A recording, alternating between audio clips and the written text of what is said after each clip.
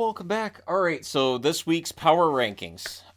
There's been some adjustments. There's been some changes. That being said, let's go ahead. We'll jump right in with team number 32. Same spot as last week. This is one, two. This is the fourth straight week Anaheim's been at the bottom. So for the Anaheim Ducks, there's still the one regulation win thus far this season. They're competitive. They're trying hard. They do not have what they need in order to win the games. So for Anaheim, I think we're still basically where the plan probably was meant to be. Maybe there's a few less wins than Pat Verbeek would like, but at this stage, Connor Bedard, right? Right? Yeah, right. All right. So number 31, dropping 3 spots from last week, Chicago.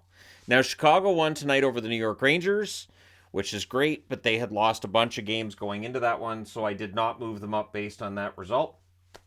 That being said, if they can come up with the kind of effort in other games like they did tonight against the Rangers, Chicago could go on a little bit of a run here. I don't see them starting to get into like a threat to be a playoff team or anything, but they could play spoiler well enough as they did tonight against the Rangers. The Rangers really kind of desperately needed that game and they didn't get it.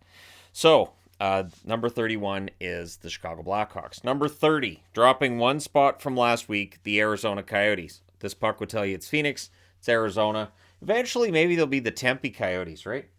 Maybe that's where we're headed, is the Tempe Coyotes. I doubt it. I think it'll stay Arizona Coyotes, just in case. It's a big state, so there's a lot of different places they could potentially be, at certain points in time. For now, it's Tempe. Maybe, like the... Again, I would use the Canadian term of littlest hobo, but people in the States wouldn't get that. So I'm not going to bother. I'm not going to sing the song. But if you're Canadian, you got it stuck in your head now. The Arizona Coyotes dropped 1 spot from where they were last week. Again, a really long road trip. I think they're 12 games into it. So they're almost ready to go home. And then they'll see their brand new facilities and their arena's been upgraded since they left. So that'll be great for them and for visiting teams as well. And at this point, the Coyotes not making the playoffs, but that's not really a surprise to anyone, is it? Next on the board, at number 29 and dropping 4 spots from last week, is Philadelphia. Yep. So what we've got here, the bottom 4 teams are all teams that we expected to kind of be bottom 4 this year. So start of the year, you get a team like Philly that's doing well. They're in the top 2 rows. Chicago's doing well enough to be in the 3rd row. The Ducks had some decent starts around the beginning of the year, but in the end, we're still seeing them where we had kind of expected them to be. So for Philadelphia, 29th overall, and while it may be frustrating for Tortorella, I think this is necessary for the team. They need some top-notch young prospects, and this year's draft's excellent. So as painful as this season might be, it's probably a necessary evil for the Philadelphia Flyers. Number 28. Dropping 2 spots from last week is San Jose.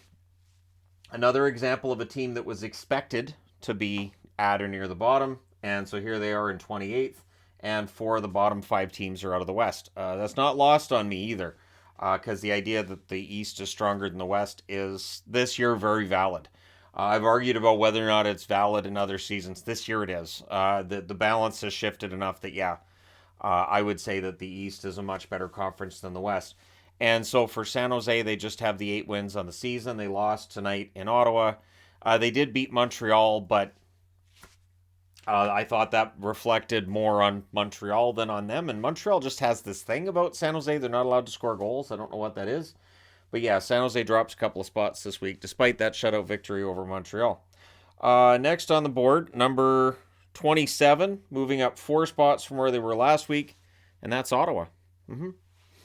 Ottawa moves up 4 spots, had a pretty good week, and they're trying to come back from the dead on this one. Like, they've had an absolutely horrible record, despite the stats telling you they should be a good team. And so, with the results of the last couple of games, maybe the odds are starting to turn in their favor. Maybe they're starting to get those puck bounces they haven't been getting all season. But at any rate, they're still 27th. So, not getting too excited about Ottawa as of yet, but it's better than being 31st, right? Number 26, dropping 2 spots from last week, Vancouver.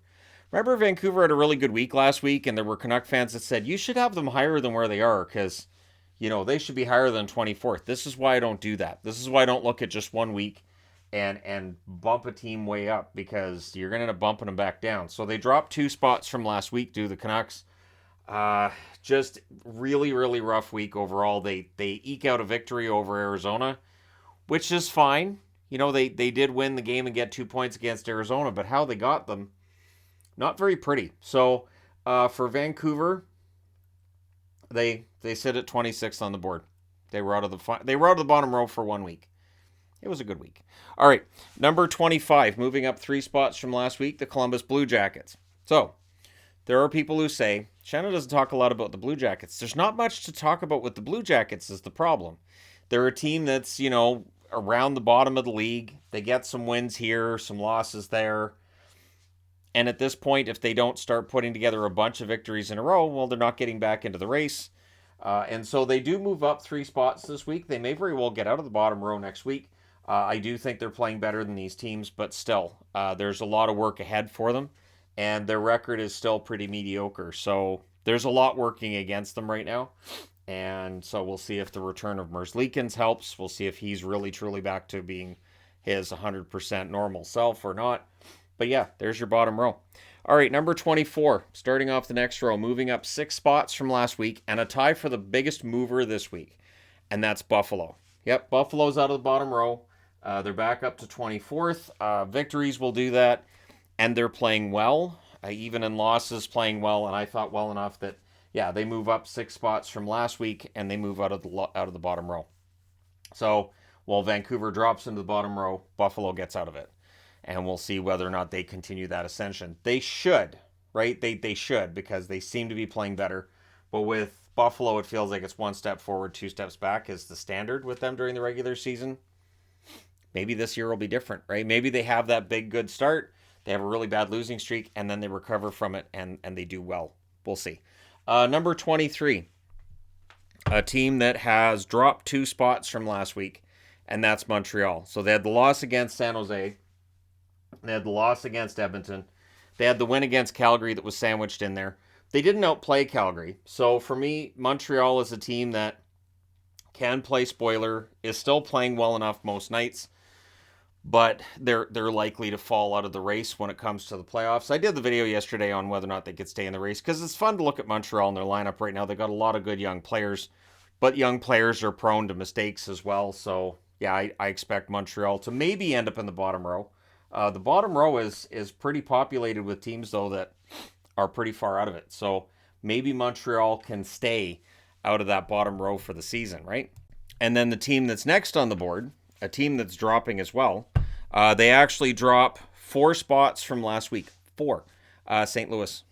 So for St. Louis, I talked about this in the recap video tonight. I'll talk about it again here.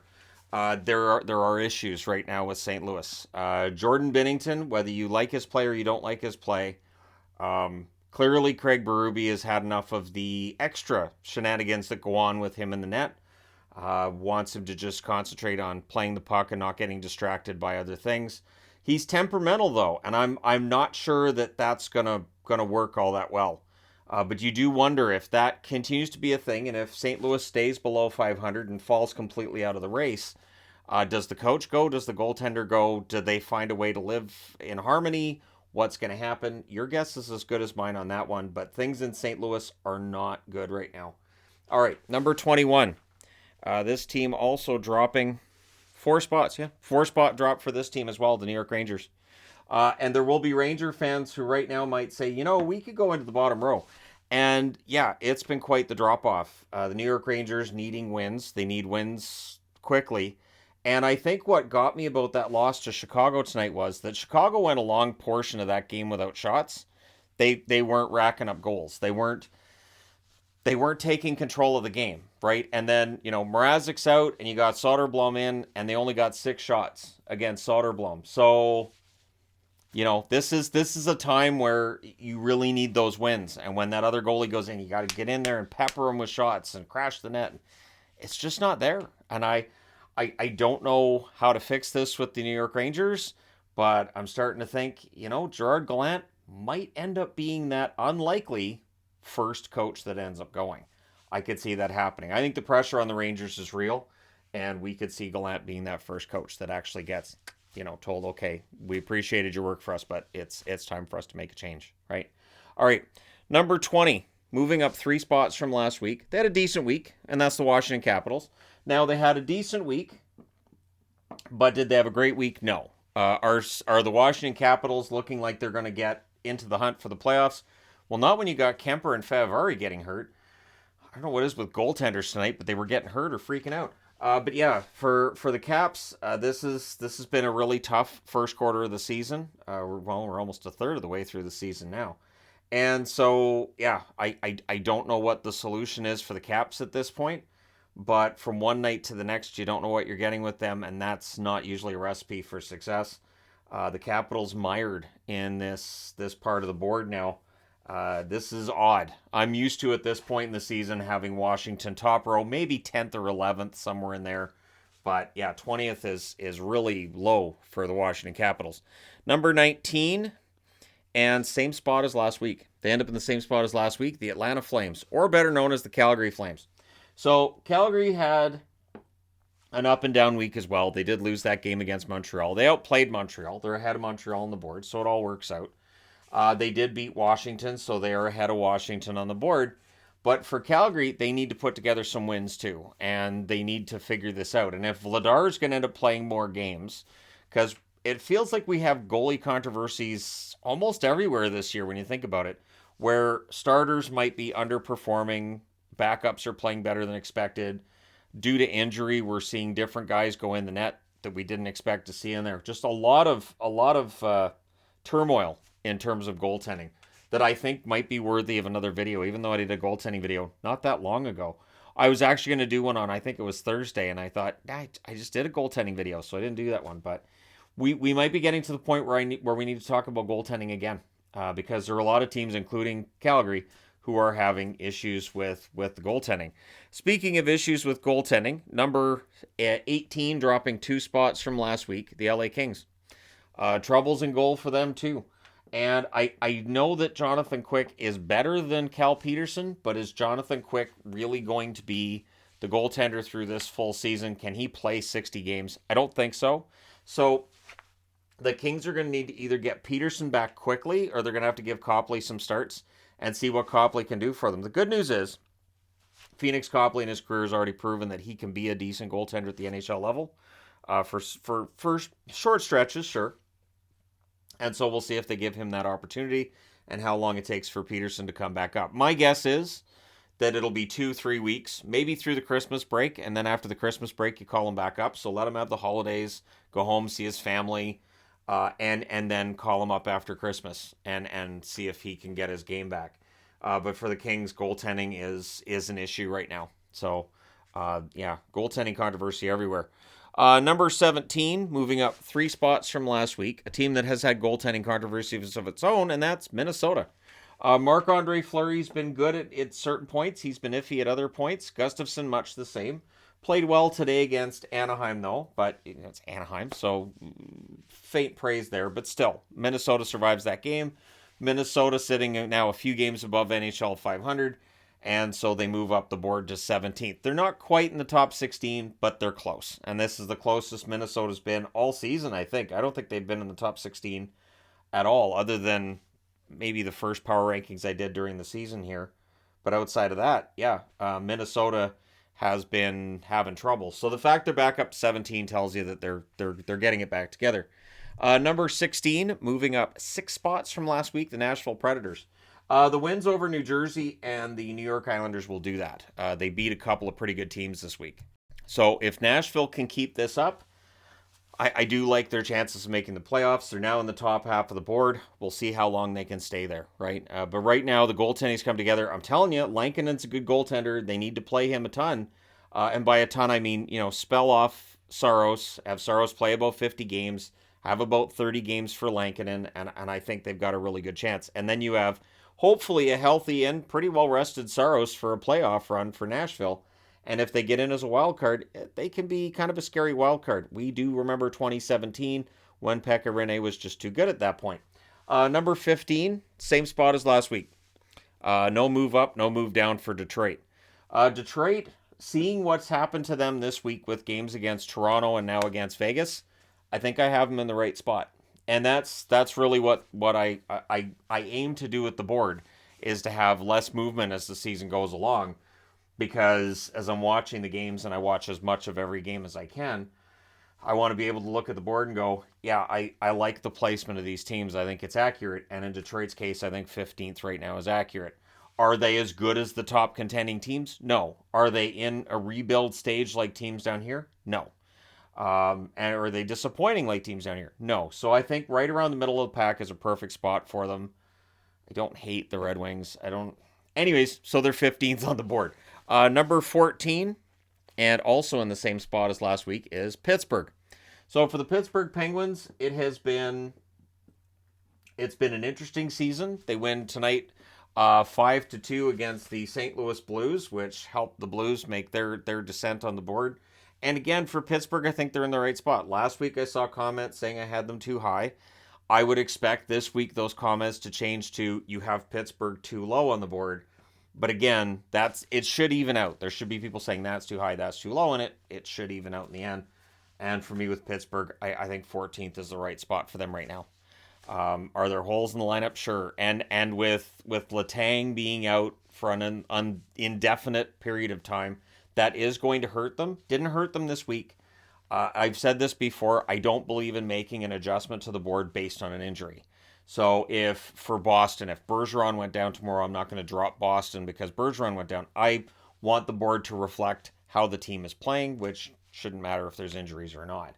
So I'm merciless to teams that are dealing with injuries, basically, is what I'm telling you. When the results go against them. When the results are in their favor, I don't really care. Number 13, dropping one spot from last week because they switched places with the team that's now in 12th. 13th is the Florida Panthers, who got their game back together against Vancouver. You're welcome. Vancouver is good for that. That was after they got beat by Calgary. And then tonight against Seattle, it looks like they got their game back. So Florida may very well be moving right back up the board. They're down to 13th this week, but I do foresee good things for Florida if they can keep doing what they did tonight and the other night in Vancouver as well. Really smart hockey, really good play, and outchancing the opposition by a lot. And it starts going in the net eventually if you keep that up. Number 12, switching spots with them on the board, is the Edmonton Oilers. For the Oilers, they're 14-11 on the season now. They had a decent week. Not a perfect week, but they had a decent week. And so for the Edmonton Oilers, they move up to 12th. They have been, let me just take a look here, because I know they've been moving up and moving down. So they were 11th, 13th, and now 12th. I think there's an average of 12 in there, isn't there? At any rate, the Oilers are right around middle of the pack. Skinner's taken the starting job. Goalie controversy there, just like Spencer Knight's taken the job here. Goalie controversy here. Husso's emerged as a starter here when Nedeljkovic was expected to be taking the split. So yeah, goalies are the conversation everywhere. But yeah, the Oilers are in 12th. Now this is where it got difficult. And number 11, dropping 5 spots from last week, and dropping back to where they were 2 weeks ago, New York Islanders. So for the New York Islanders, they didn't have as good of a week this week as they had the week before, and there were teams that I just felt had a better week than them, and so there was some movement in the top 10, and the Islanders end up being spit out of the top 10. I do expect them to go back into the top 10. I wouldn't be surprised if it's as soon as next week, because the team that's in 10th spot, I have some concerns with. So number 11 is the New York Islanders, right? They dropped the 5 spots. Number 10, dropping 2 spots from last week, Winnipeg. So Winnipeg, I have concerns with them falling behind in games. I have concerns with their ability to hold leads. And there's just something off with them right now at points of time. And I know that the last game it was Riddick that lost it, but if they don't have faith in their backup, so if Riddick is now on his way out of Winnipeg, if they don't have faith in their backup, that's a problem. And that's going to lead to more games for Hellebuck. Now, when you look at Hellebuck, and I talked about him in the advanced stats video today, his goal saved above expected, he's 3rd in the NHL. He is an excellent goaltender. But you don't want to be overplaying him and watch those goals saved above expected start coming down and his overall play start to come down. Or him getting hurt, right? That would be the ultimate. So if something happened with Hellebuck right now, Riddick would be the starter. And Burden would be the backup. Like it's not a great situation right now in Winnipeg. And even though their record's 14-7-1, even though they're playing well in most of their games, I do still have some concerns. So they end up in 10th this week. We'll see if they move up next week. Number 9, moving up 2 spots from last week, Carolina. The Canes, I think, are starting to get their game together. The win over the Kings tonight, I felt, was impressive enough to bump them up a little bit. And so they were 10th before that game, and now they're 9th after that game. It also is part of the reason why the Kings are out of the top 2 rows. Plus that Seattle game didn't reflect well on LA. And I mean, not that it reflected greatly on Seattle. Seattle does end up winning it. But for Carolina, they get a couple of wins at the end of the week. And Kochetkov looks great. He is, again, goaltending, right? Kochetkov is making it look like they could move on from Freddie Anderson if they wanted to right now. And I don't think Canes fans would be too upset.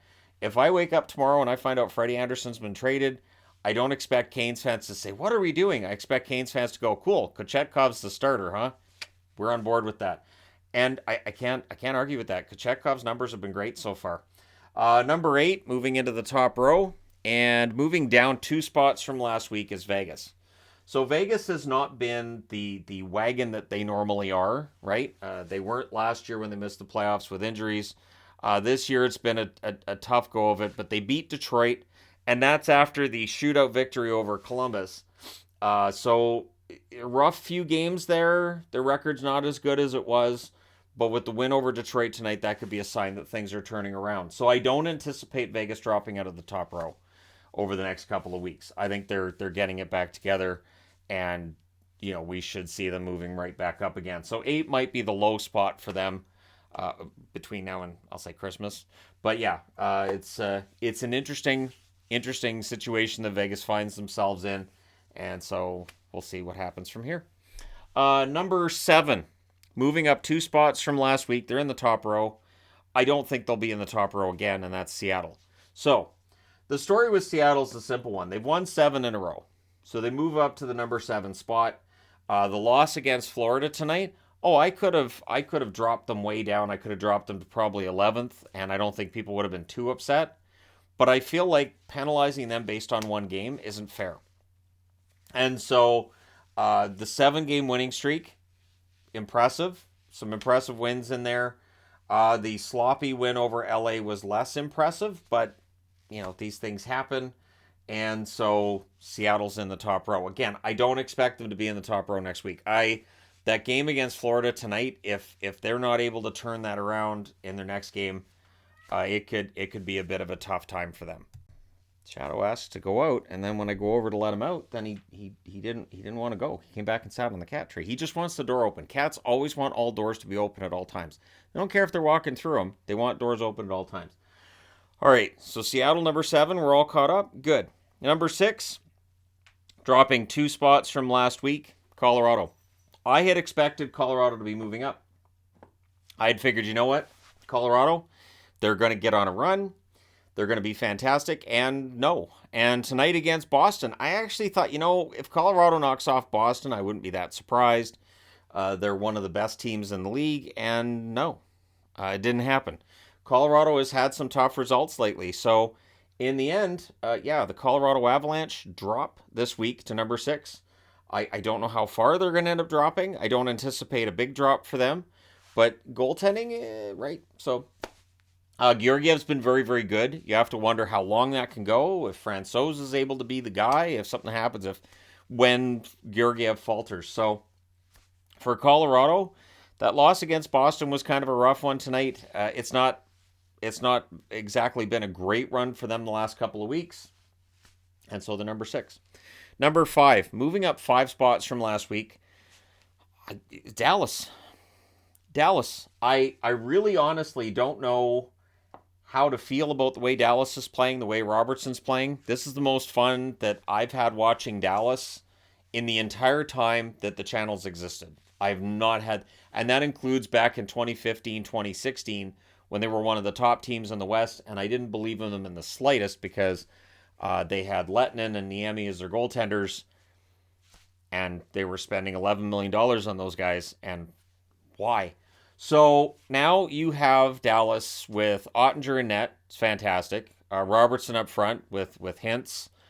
You've got Heiskanen on the like. There's a lot of reasons with Dallas right now to be kind of hyped and psyched up, and so I'm very surprised at how well Dallas has played. I am pleasantly surprised, and it's a good thing. We'll see how far Dallas can go with this, but right now they do look like the best team in that division.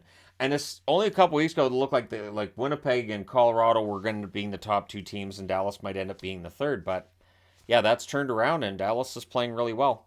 Number 4, moving up 3 spots from last week, Toronto. So for Toronto, tonight's game against Tampa was a battle for third on the board. And in the end, Toronto played a good game. They did. I don't think they were embarrassed by Tampa Bay on any level, but Tampa Bay does stay ahead of them on the board. Number 4 is the Toronto Maple Leafs. And I think Toronto's played quite well. Again, I don't think it was an embarrassing result at all against Tampa Bay, obviously. And they're getting the wins. They're getting the points. Now, right now, they're up to 6 points now from overtime and shootout losses, but that's the NHL system, and they're taking advantage of it. So even if they're going to end up with, say, 20 of them, they're on pace for, it says 26 games. They're on pace for like 19 points from overtime and shootout losses. So that's a lot. That's a ton.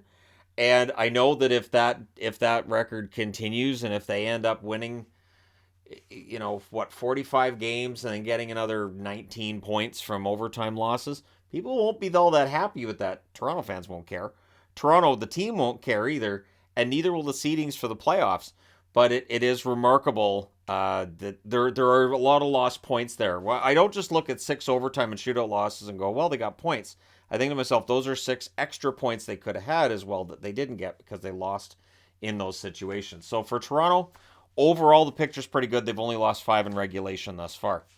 Number 3, same spot as last week, Tampa Bay. So the comment was made a couple weeks ago that I have Tampa Bay and Colorado where they are on the board simply because they were in the Stanley Cup final last year, not based on how they're playing right now. My reaction to that was just LOL, because that's not the case. Both Tampa Bay and Colorado have generally played quite well this year. Colorado had a rougher week, so they dropped. Tampa Bay had a very good week. Stamkos is on a hot streak again. Kucherov's playing quite well. Vasilevsky's looking like Vasilevsky. Sergachev has been a revelation on the blue line. He's finally playing the way we all knew that he could. And so Tampa Bay is, to me, legit a contender still. They look good, and I would expect them to end up really disappointing people that expect them to fall off the map. They're really going to disappoint people. If you're one of those people saying this is the year Tampa Bay is going to fall, it's not happening. It's not happening. Number 2, same spot as last week, New Jersey. Yep. For New Jersey, I'm waiting for when they're going to be first 2. Dag nabbit. I'm as mad as New Jersey fans, but they're that one step below one other team in my eyes, though they are first overall in the NHL in points. The impressive thing, and I mentioned this in the recap, I'm going to mention this here too. They win the ugly one tonight over Philadelphia. They win a game that I don't think they should have, and that's a sign of a good team. A game they would have lost every year before now, from I'll say 2012 until now, and now they're winning these games. So now they've gone through their winning streak where they were just decimating other teams, and now they win a game they probably shouldn't. And that's a sign of a team that's really come through it. So for New Jersey, they're legitimately the second best team in the league right now. This is their 3rd week in a row where they're number 2 on the board. That's pretty impressive. It's a pretty good run. But number 1 for the 4th straight week. Yep, four straight weeks for Boston. Boston is making it so they're first. They're first. They're 20-3. I agree with people that they're peaking. They're probably peaking a little too soon. But we're almost a third of the way through their season with 23 games, and they got 20 wins. So that's a pretty good peak. And it definitely looks like Boston isn't slowing down. The impressive thing with their 14-game winning streak at home, and when I did the video on their 13-game winning streak, and I was very happy with that video. I knew it wasn't going to perform very well because people generally don't want to hear about a Boston Bruins winning streak. That's what I've discovered over the years running a channel, is when Boston's winning on a winning streak, people generally don't outside of Boston fans, people don't really generally want to hear about it. They want to hear about Boston's misery and how they're not winning. When they're losing, if there's a losing streak video, I would imagine there'd be more interest. But yeah, Boston's just been they've been a wagon. They've been really, really tough to beat, and I don't know when this is going to stop. Eventually, it has to. Eventually, they're going to drop out of first place, and then either New Jersey, Tampa, or maybe Toronto ends up being that number one. But again, I do feel like right now we've got, I would say, right up until Colorado, I could say these are six teams that are, legitimately playing like contenders right now. From Seattle through until Pittsburgh, I would say you have teams that could potentially go on a run that are, in that region of contenders. And then from Detroit down until, I'll go all the way to Montreal. It's just that wild card area. I have no idea which one of these teams ends up making the playoffs, which ones of these teams end up missing the playoffs. But anywhere from Montreal to Detroit, sure, they do have a chance in my eyes of making the postseason, and I think that's great. I think it's great that we're this far into the season, and there's 23 teams in the league that I think you can make an argument that they could end up in the playoffs. It may be an argument you end up losing, but you can make the argument. And that's different than last year. Last year, by this point, we had 8 in the East that were making it and 8 that weren't. And there wasn't a lot of tension. So this year's better than last year. But let me know your thoughts in the comments section below, as always, and I know you will. Don't forget to hit like and subscribe if you're browsing your way through. You just happened upon this video. Thank you guys so much for all your support. I will talk to you again soon.